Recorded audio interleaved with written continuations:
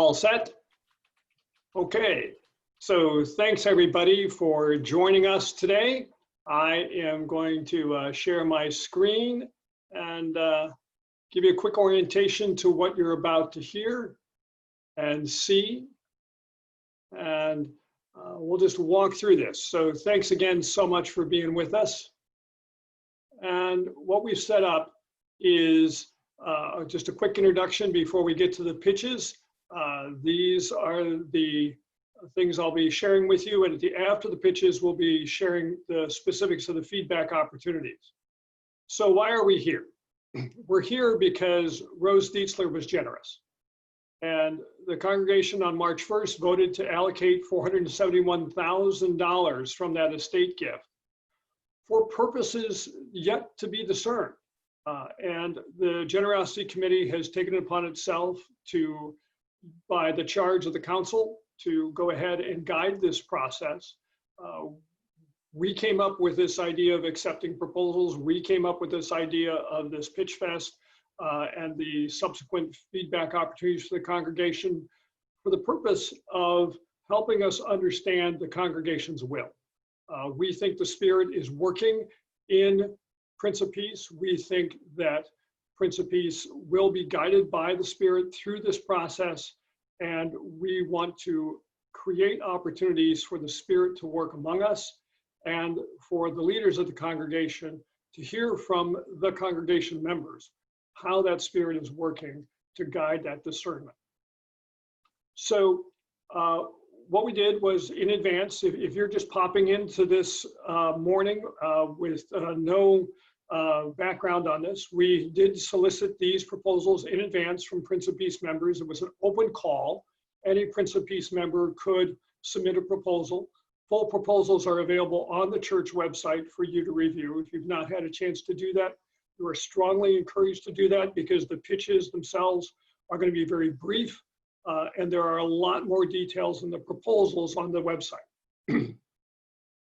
So how the Pitch Fest works is each proposer has 2 to 3 minutes to speak. And I do want to be clear to those who are speaking that the time limits will be honored to ensure that each pitch is indeed heard in equal fashion. And it's important to let you know that we're going to support you by that. Is that you can't see me right at the moment, I don't think, but maybe you can. But I'll be holding up a little white card that just, it's like a soccer game.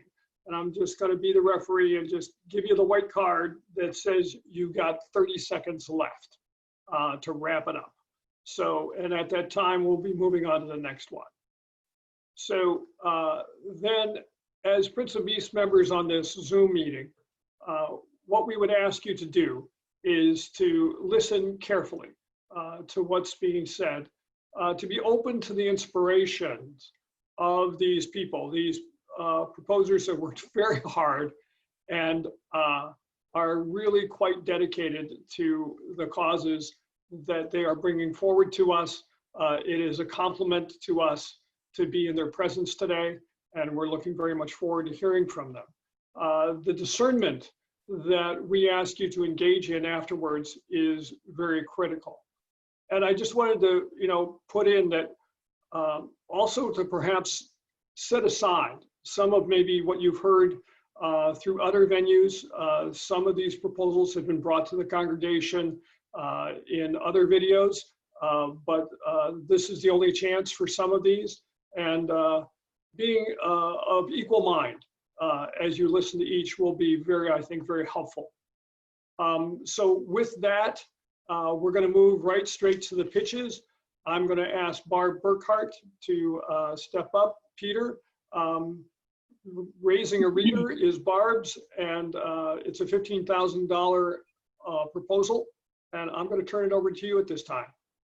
Thank you. Thanks everybody for giving me a chance to talk about a program that's very,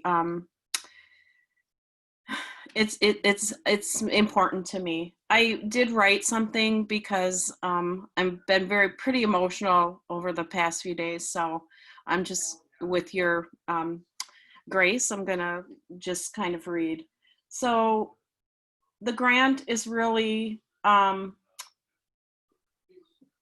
a a chance for us in the St. Paul Public Schools Early Childhood Family Education Program, and particularly the Family Literacy Program and classes, to build some equity for our families, our racially, culturally, and linguistically diverse student and family populations. We are called as educators to identify those barriers and to restructure programs that can provide equity. There's lots of research around the disparity, the achievement gap between families who, between income, based on income.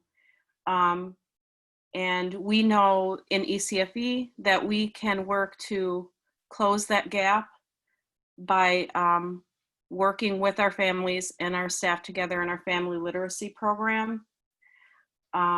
We are uniquely set up in the ECFE program in St. Paul Public Schools to be able to partner with early childhood teachers and parent educators who can guide parents on literacy materials and to support their learning in the homes. We know that children become readers in the laps of their caregivers, and we want to be able to have all families in the St. Paul Public Schools Early Childhood Family Ed program to have books in their home so they have access to them. The grant will purchase age and developmentally appropriate books to be distributed to families that are enrolled in our 8 St. Paul Public Schools Early Childhood Family Education Family Literacy classes. We'll purchase books through Scholastic Books, which offer points to teachers so that we can buy additional materials. And we will also purchase books from an organization called First Book Marketplace, which receives donations from publishers of early childhood books for families offered to educators at a discount for those educators that are working with families in need. We believe that literacy is the foundation to the domains of all children's development. The relationship between reading and writing in the system of speaking and listening work together to help our children negotiate the world and make sense of their experiences. Literacy can transform how children play, learn life skills, think critically, prepare for work, chart their own path, and normalize their struggle. Thank you.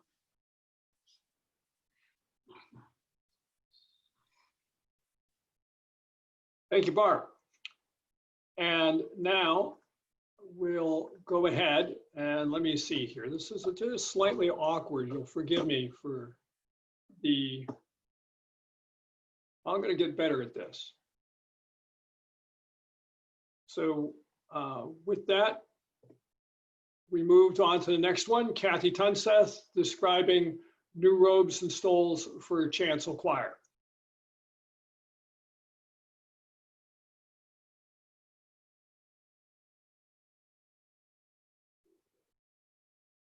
Kathy, it's all yours. Forgot I was muted. Thank you.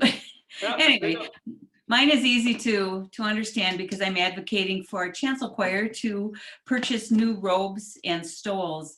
I haven't got an exact date, but I believe the choir robes are at least 35 years old. So they've been used a lot. They're not in the best shape. We replace zippers and buttons and things like that. And but I think a lot of members believe it's time to replace these. So I got online and looking for robes and costs. And I would say generally the cost of a robe would be around $120 each. And the surprise was that the stoles are kind of expensive. They would run at least $25 each. And that would be stoles that have different colors on each side, which we now have. And we actually have three or four different stoles with colors, different colors on each side. I don't think we could afford to do that anymore.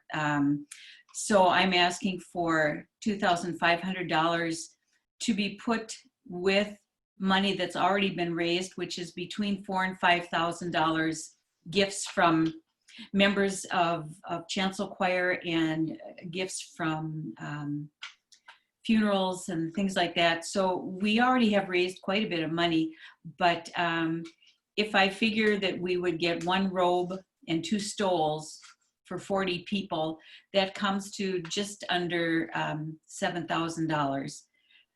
So what I'm looking for is $2,500, and I wouldn't pick out the robes and the stoles. This is just doing some background work, and we would form a committee, and the committee would look into what would be best for us. So I think that's about it. I've checked 3 different robe companies, and they're all pretty similar. So I think my numbers are pretty accurate. And so that's what my grant request is for. That's it.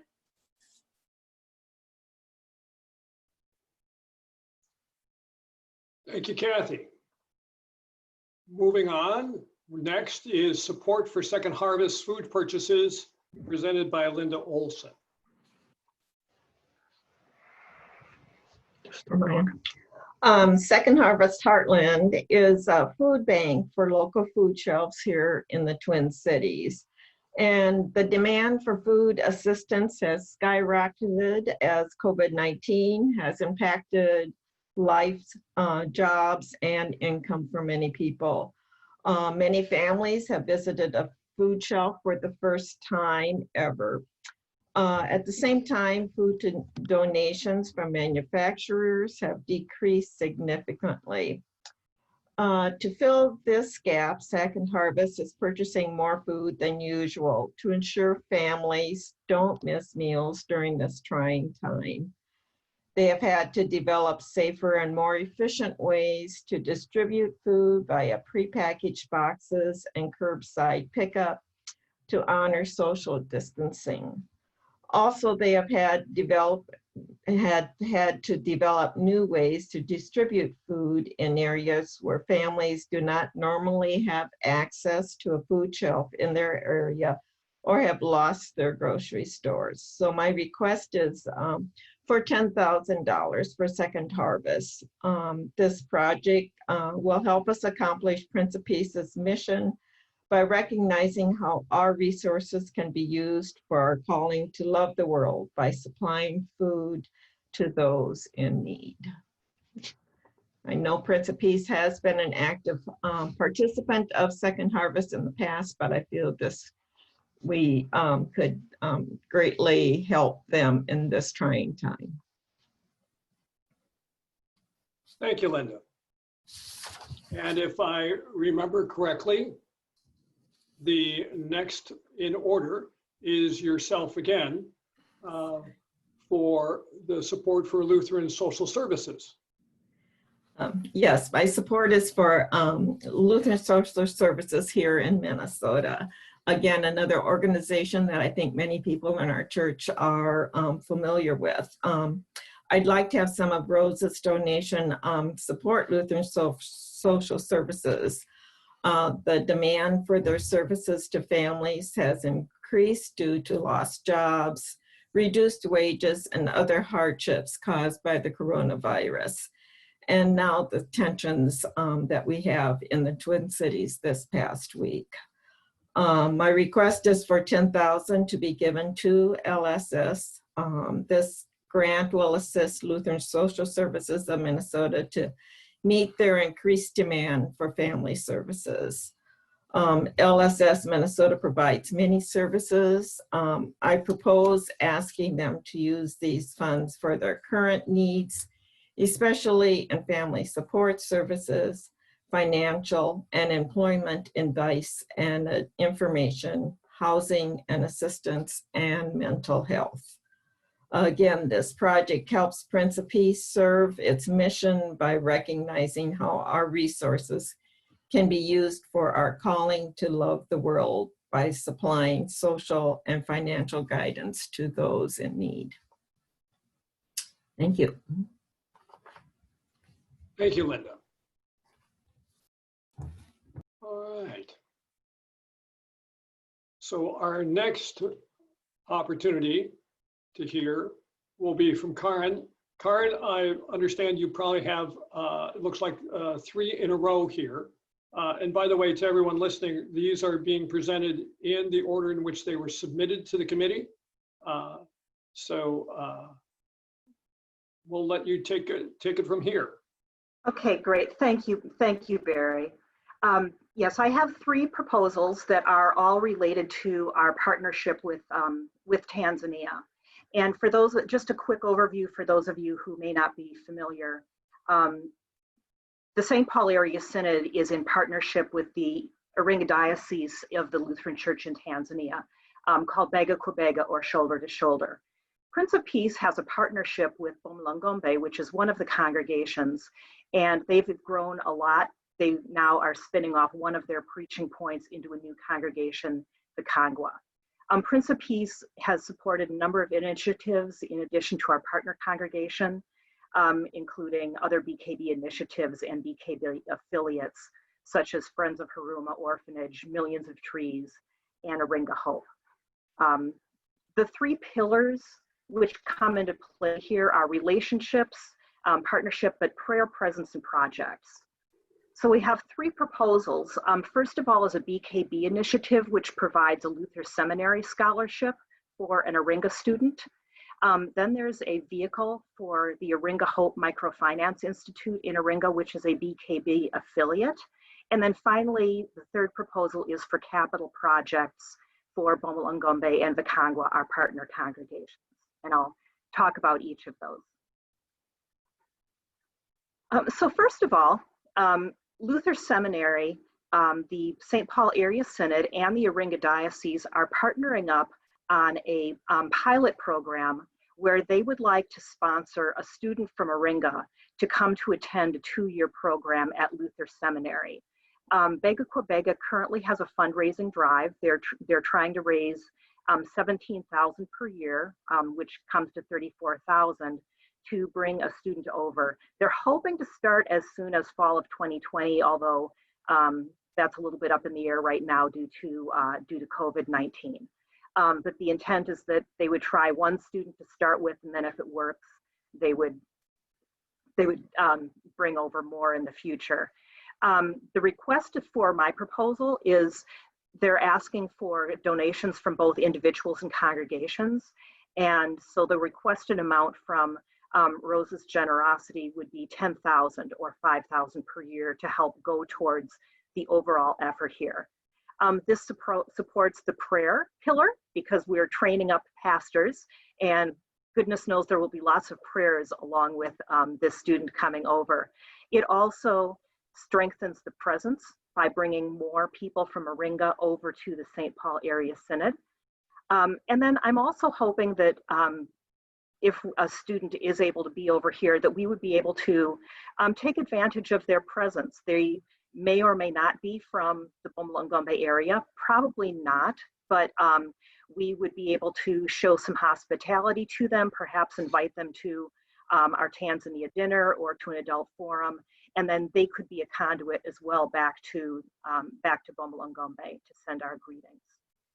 So that's the first ask for a BKB initiative. The second proposal is a vehicle for the Iringa Hope Microfinance Institute. So Iringa Hope is an initiative that provides microfinance and agricultural cooperatives in Iringa that really is helping to improve the lives of the people in Iringa. Villages will form cooperatives, and SACOs and AMCOs are the acronyms. And they will provide small microloans, typically for purchasing seed and fertilizer for farming, but also to purchase electronics for a small business, for example.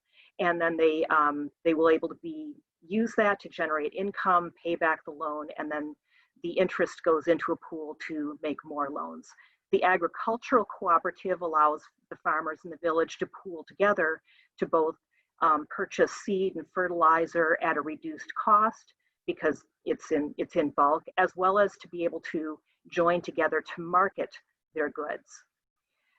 There's a microfinance institute in Iringa, and their mission is to provide training to all of the different villages that have the microfinance and the agricultural cooperatives. And they're training in things like finance and administration and marketing and agriculture. When we were in Bomba, which does have both a microfinance and an ag cooperative, the treasurer said that he really appreciated the training because even though he's a retired teacher and he's the treasurer, he didn't really know good accounting practices. And the Microfinance Institute was able to provide that. They currently have a vehicle that they can use to go out to provide training, but they're increasing their staff because they've expanded. It's a very successful program. And so they need a second four-wheel drive vehicle so that they can provide more support. Right now, the secondary support, they either try to find a vehicle somewhere or they take bus systems. And the buses, you're subject to their schedules. Also, in this time of pandemic, the way they crowd people in, it's not necessarily socially distancing helpful. So they're looking for a second four-wheel drive vehicle so that more of their staff can go out to train more villages. The cost of a good four-wheel drive used vehicle is about $35,000, and so that is the requested amount for this. The benefits is this is going to help the Microfinance Institute employees reach more villages safely and with more flexibility. And ultimately, this is going to improve the lives of more village members by able to provide more training and support. One of the contexts that we've recently learned is in Iringa right now, well, in Tanzania, COVID has really hit the tourism industry, as one might expect. We don't know when we're going to be able to get back again because of the dangers of travel. And that's a large part of the Tanzania economy. So things like Microfinance Institute that can help provide agricultural support to increase their economic outlook is going to be very helpful. So that's the vehicle for the Iringa Hope Microfinance Institute. And then the third proposal is for our partner congregation in Bomba. Fabulous news is that Bomba is growing by leaps and bounds. They're adding preaching points. The picture in here is from one of their new preaching points a year ago. They've added some since, Mangalali. You can kind of see the boards of the building in the background with lots of slits. This is a temporary structure. And they've grown so much that one of their current preaching points, the Kongwa, is splitting off and becoming a new parish, and they're adding some preaching points. We just received a few months ago their 3-year plan. And their 3-year plan, the 3-year plan includes about $104,000 of building projects to help provide things like evangelist housing and new church buildings. And these are ongoing projects that we've supported over the years. And the requested amount is a large amount. It's $50,000 that would be distributed per their request over the next 3 to 5 years to help support. They're going to do the building regardless, but without some extra capital, it's just going to take a lot longer. We've seen evangelist houses that we saw the foundation 12 years ago when we visited that are still not quite finished. So, and that's due to lack of capital.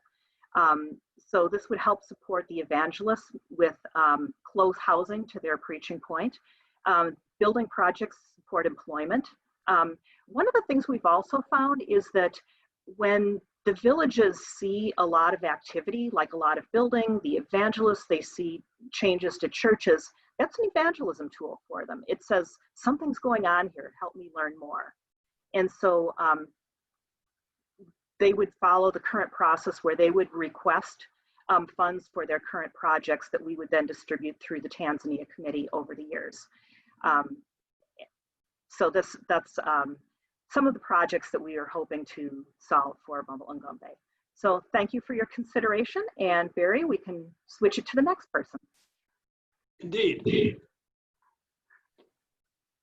Thanks. So what we just heard was 3 presentations, and moving ahead,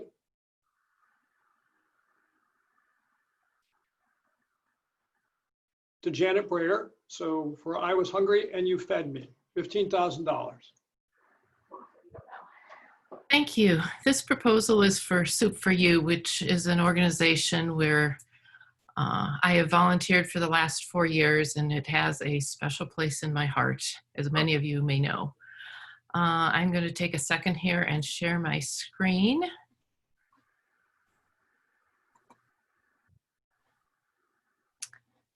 And I'm going, sorry, one moment.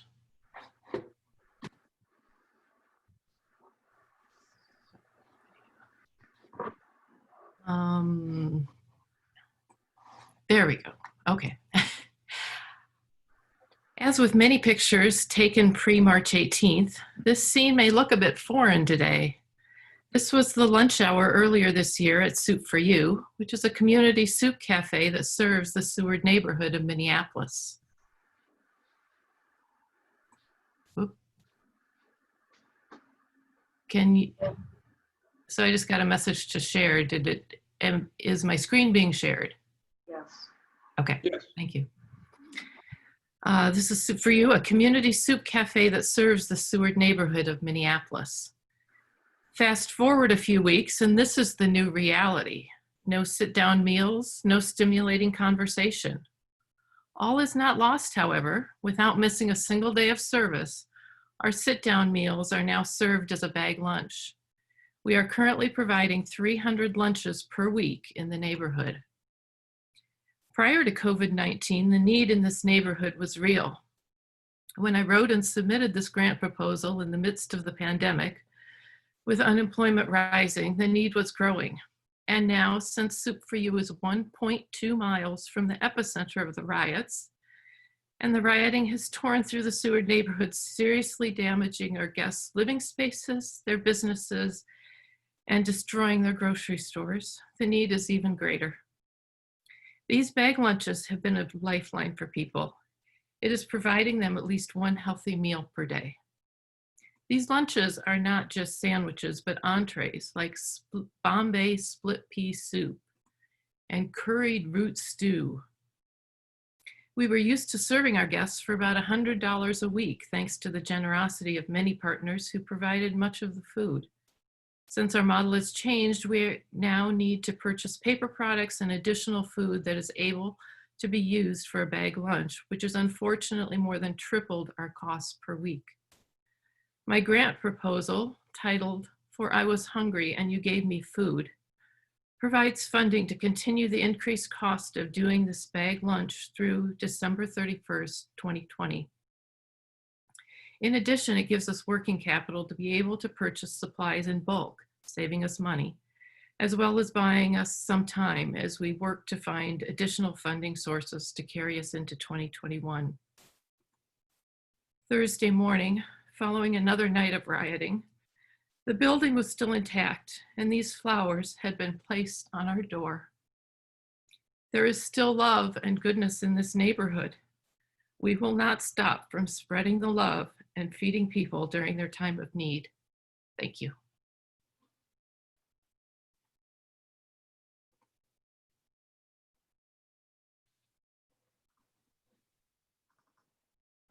Thank you, Janet.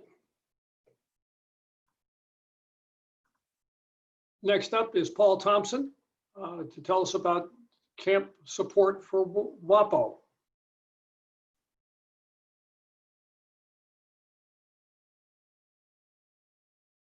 Paul, are you with us?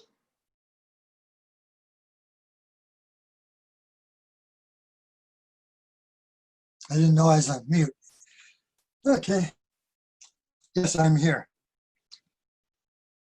For WAPO, Lake Wapagasset Lutheran Bible Camp, they're about $2 million short this year because of no campership, no campers.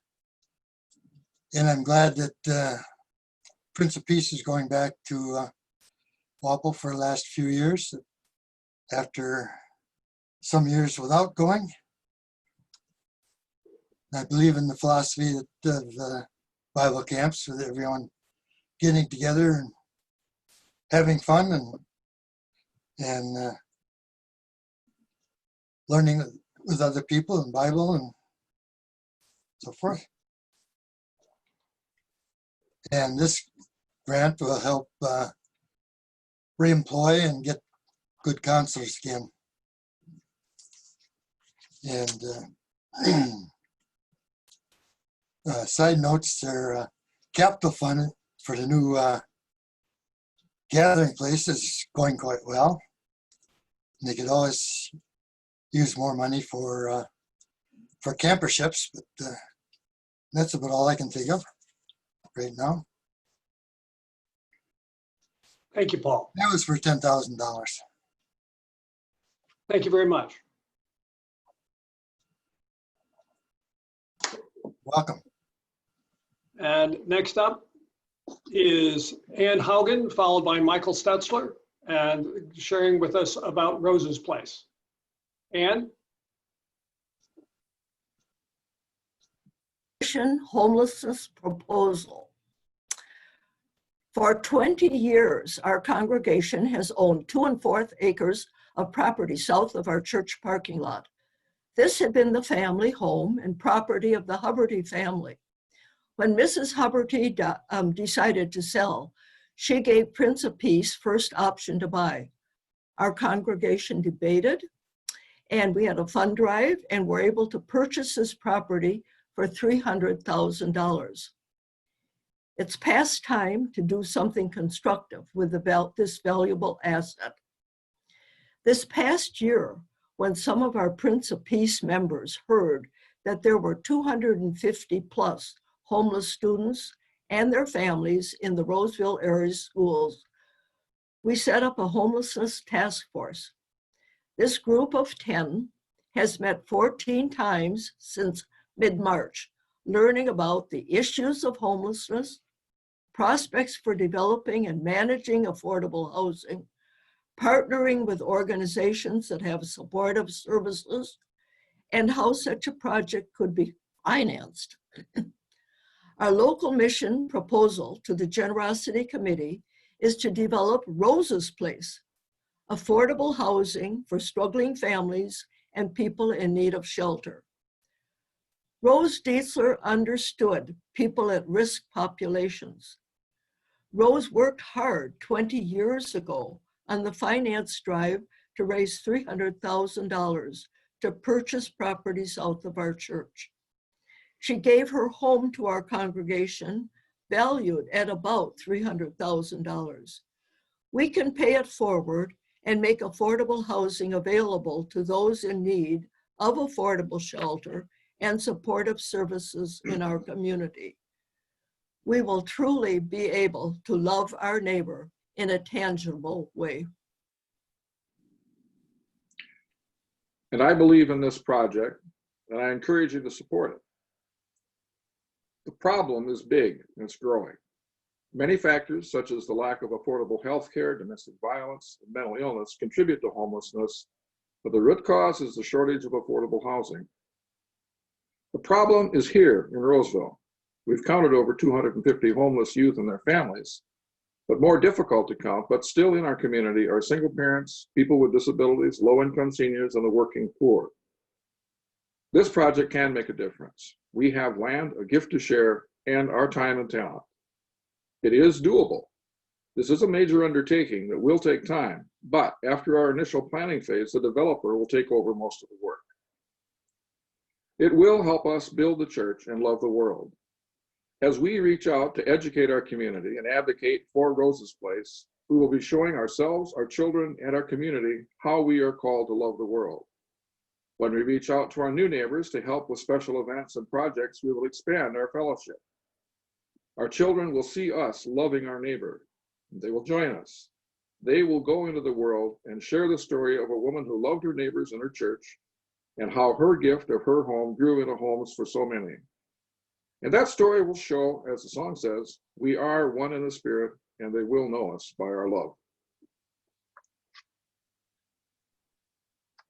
Thank you, Ann and Michael.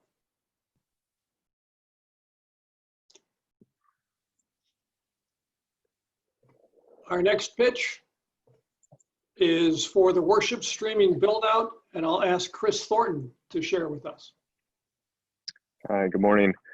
So with this COVID thing, we've of course kind of broken the ice with the streaming, and I think there's been a sense that we want to maybe continue to do that streaming now that we've got it going out there. And so the idea is to build out a technology in the sanctuary to allow to allow us to continue streaming with sort of the level of production quality similar to what we're doing here.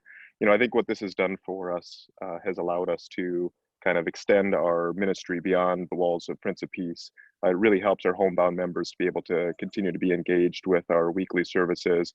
And it also helps potentially bring in new members by giving them a way to kind of non-committally experience Prince of Peace a little bit without having to, kind of face the anxiety of stepping your foot into a new building and dealing with a bunch of new people. So we'd like to build out the technology in such a way that we can kind of control, live streaming production on a weekly basis from the sound booth, so remote controlled cameras and the like. And then also we've included some money here to potentially bring in an expert who would help to,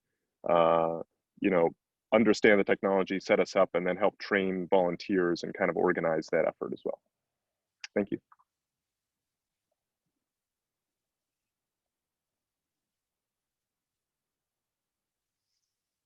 Thank you, Chris.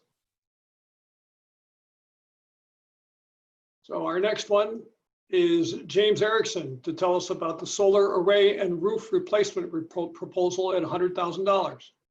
James?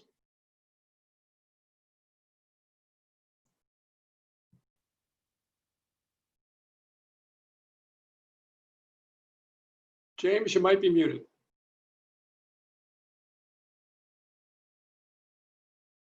Don't have it. There you go. First, I resubmitted the proposal and increased the ask to 200,000. Sorry about that. Evidently, it didn't get through. First, I would like to thank Ross Stoley, Dan Newyar, and Steve Swigum and Pastor Peter for helping with this proposal. This proposal started as a solar array proposal and has grown into 3 parts. First, we need to replace the flat roof on our church. The current roof is leaking and it is at its end of life. Second, to complete the air conditioning of the building, we need to add an HV unit and some venting. This should be done when the roof is being installed so the installation doesn't impact the roof warranty. Third, adding a solar array that more than pays for itself over its lifetime and reduces the church's carbon footprint. A solar array on a flat roof is the most effective solar installation. An array of the size we could install on our roof is 20% cheaper per kilowatt hour than smaller installations. Solar arrays on flat roofs should be installed when the roof is new. This is because it's very costly to remove the array, put on a roof, and then reinstall the array. At a minimum, we need to replace the roof. If we are going to complete the air conditioning of the building, it should be done when the roof is being replaced to protect the roof warranty. The solar array should be installed on the new roof because it will save the church money over the long haul and made a statement that Prince of Peace cares deeply about the environment. The estimated cost of these 3 projects is $500,000.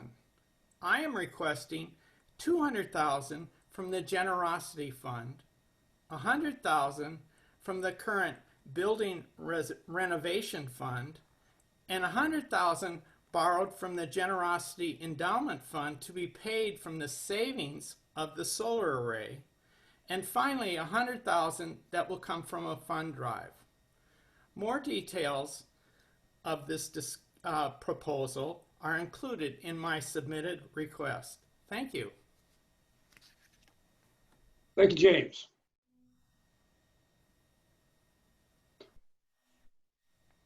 Now we'll move on to Erica Wold for describing the Prince of Peace Camp Scholarship Fund proposal for $25,000.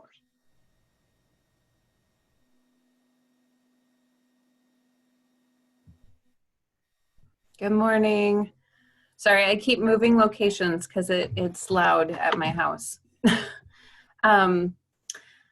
So I'm asking for a $25,000 grant. It's a large amount of money, but I think that that money will do three things. That money will sustain our current programming for several years. It will help us grow in number and enhance the programming that we currently provide. And third, I think it'll make visions and dreams for what we can do possible. Camp has a rooted tradition at Prince of Peace. For many years, we've been sending kids to camp in the summer. We have sent kids to the Boundary Waters. We've established a really solid fall retreat program. And as of recently, our confirmation program has been doing a confirmation retreat. Each year, there's a little bit of trepidation when kids start to sign up for camp. If we get 15 kids to sign up for camp, it sets off a little bit of an alarm. How are we going to help scholarship all those kids? Will we have enough money to get them a t-shirt?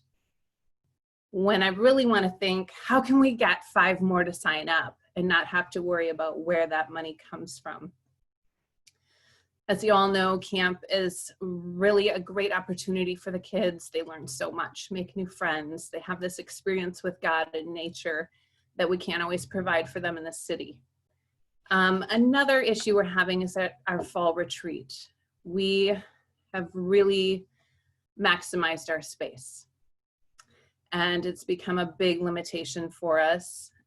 We're not able to serve the full extent of our congregation at the fall retreat due to a lack of handicap accessible building space, due to the accommodations that we are utilizing at camp. And the only way to get more space is more money to get a larger area, to get a larger space. This past winter, we were presented with an opportunity to rent a full handicap accessible lodge at another camp that we formed a partnership with. This lodge comes complete with several communal areas, kitchens, outdoor areas, close parking. It's right on the water. For those of you who have been to our fall retreat, you know that the one cabin space we share for our communal activities is small. We've held yoga meditation on bunk beds because we don't have space. We've held the confirmation groups on bunk beds because we don't have space. That space is our storm shelter. It's our worship area. It is our living room at camp, if you will. So we're looking to expand. And then one of the dreams that we've had would be, what if we could do an all camp church event and rent out the entire camp?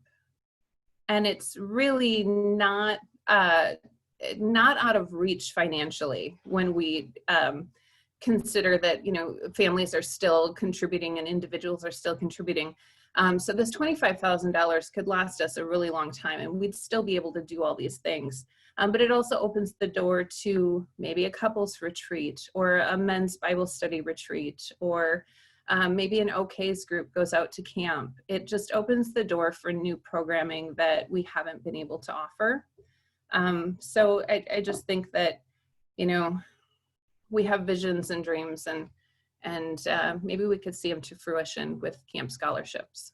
So thank you all for being here this morning after a really hard week, and yeah, that's it. Thank you, Erica. All right, I will now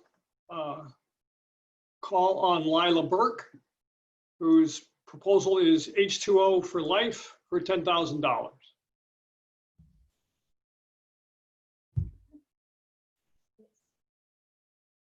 I'm asking for a matching grant up to $10,000 from Matoska Elementary's partnership with H2O for Life. Every 2 years, we have a water walk, and kids donate money to help H2O for Life. This year, we helped make a water tank for the boys' dormitory in a Nike in a orphan school in Uganda.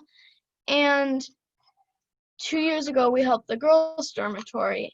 And this year, we raised enough money to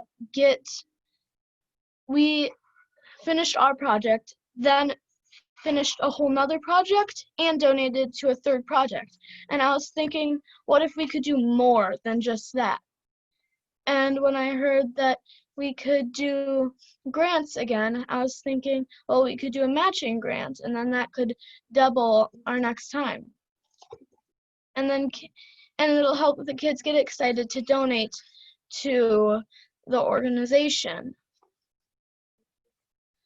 This organization is great because it helps people that we might not get to meet, and it just helps them with one of the problems that's very basic, like water. And it will also help educate kids, because like some kids have to walk miles and miles for water, and then they don't have time for a good education. Thanks. That's all. Thank you, Lila.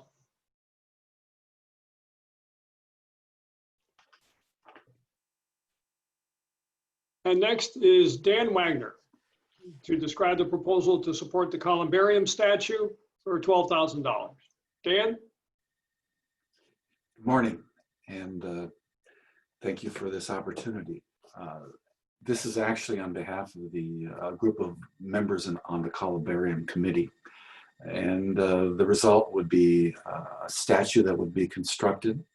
It's called Onward and Upward Heavenly Doves, and will be installed on the center of the columbarium on an existing marble slab, and will be visible from outside and from inside on that eastern window. A model of this statue was available for viewing for quite a few months and is now in the library. Because of that, I'm kind of banned from the church for a while. I don't have a model, but as you well know, this is what those helixes look like, but that's not what the statue will look like, but that gives you a reminder. This is going to be 16 by 54 inches in size and is a double helix, and will have 12 to 14 doves on it. The statue is designed to create a focal point and to enhance the landscape and create a noteworthy piece of remembrance. It's anticipated that this will become more of a special place that the committee envisioned. The focal group, naturally, are several hundred family members of those whose loved ones' ashes are interned there. The mission of our churches: we are claimed, gathered, sent to build the church and love the world. This project will create, again, this attractive space, setting that will draw visitors and families back to this place. Rose was a lover of and supporter of the arts, and the addition of this statue would be a worthwhile remembrance for her. The word columbarium is from the Latin term columba, which means dwelling place of the dove. We've revised our amount requested to be $10,000, and the columbarium committee will have additional resources.